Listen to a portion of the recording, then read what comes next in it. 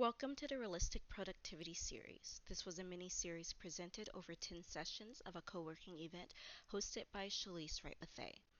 At the beginning of each session, there was time set aside for planning before the focus session began. During the 10-minute planning period each session, there was a quick briefing where a reflective theme was briefly discussed before participants were allowed independent time to use for their reflective activity and realistic goal setting activity to plan their tasks and goals for the co-working session. In this series, first we will go over the reflective activity and the realistic goal setting activities so that you know what they are. Then each reflective theme will be presented separately. These themes allow participants to build and apply these skills over the course of about 2 months to initiate new self-check habits in their task management abilities. Reflection is an introspective activity that allows us to do a quick check-in for our productivity so we develop a habit of self-checks. This helps us to understand why we do the things that we do and how they affect us. Consider keeping a reflective journal to help you track patterns. Let's start with reflection. Think about your past week or even just yesterday. What went well? What challenges did you face? Are there any recurring patterns in how you handle tasks or responsibilities? Now write down your responses. We are not focused on the positive or the negative. We just want to focus on the reality of the situation and the actual outcomes, not our feelings surrounding them. Now that we've reflected, you will always be using the SMART framework in these sessions. Let's review what this is. Specific. Am I being clear about what I want to achieve? It's not just that I want to complete my task. What specifically do I want to complete? Measurable. How will I track my progress? Achievable. Am I being honest about my current capacity? Relevant. Have I ensured the goal for this week aligns with my priorities and values? Have I considered last week's task and next week's needs that may be dependent on what I complete this week? Time bound. Did I establish a deadline for this week's goals, tasks, or projects? Now write down your goal for the week and put it somewhere. Your journal, the notes in your phone, your calendar, your reminders. We start small and we build from there. Today we are focusing on reflection and realistic goal setting. To create sustainable habits, we have to establish routines, but we can't determine if those routines are working for us or not if we don't analyze them. We can start by implementing a series of questions that we use weekly to ensure that our routines are set around SMART goal frameworks: specific, measurable, achievable, relevant, and time-bound practices. This is all about creating small, consistent steps rooted in our individual values and purpose that lead to sustainable change. Make sure every week you are asking yourself at least once what is and is not working for your current routine. For today's session, we will focus on accountability partnerships. Holding someone accountable is not passing judgment, it's offering support. Over the next couple of weeks, I want you to find someone who understands your goals and can hold space for you during your journey.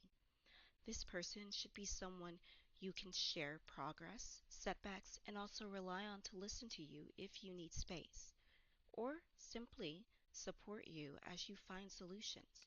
Take time to connect. Today, we will focus on empowerment through self-acceptance.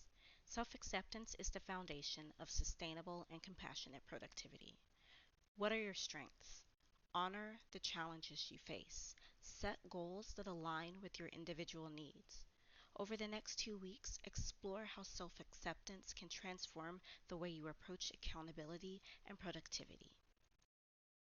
Today we are discussing my favorite topic, time allocation. You are not alone if you don't know where your hours go. What can you do though? Identify your high priority and non-negotiable tasks so you can get those things done. But also, do not forget to schedule in recovery. You are just as important as any task. Remember, time isn't just a resource. Time can be spent as an investment into yourself. I would like to remind you all that productivity isn't just crossing items off a list or filling up your calendar. Being productive also means that you take care of your mental health to support your goals. Self care practices must be incorporated into your workday in any way possible, from taking small mindful breaks or setting boundaries. Make space for your well being today. Time squandering habits. We don't mean to do it, but it happens. There are small distractions that eat away at your time management and leave you trapped in a vicious cycle of confusion about how the time keeps slipping away. Regardless of if it's procrastination or ineffective multitasking, building self awareness is the first step to creating the change you need to move forward. Consider during today's reflection one habit you would like to change and 3 steps to address it. Reclaim your time, one mindful choice at a time. A few weeks ago, we discussed accountability and social support. I bring this up because social support isn't just helpful, it's essential to your personal development. Your community is the scaffolding of your journey. It helps you provide the structure and support you need to build your own regulating strategies and lay the foundations to achieve your goals. Let's build resilient networks together.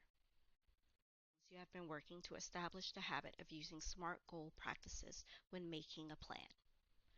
During this time, your reflection activity and realistic goal setting activity should have started to show you how you think about yourself.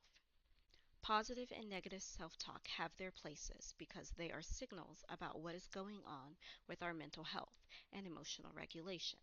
They are not absolute truths, and we want to take time to find our absolute truths. Sometimes we have to reframe our challenges with compassion, and that can be difficult, but focusing on the reality versus our feelings and impressions is a good place to start. Ask yourself, what can I realistically do in this moment? Then take one step at a time. Let realistic self-talk be the place you build your motivation and resilience. What is sustainable productivity?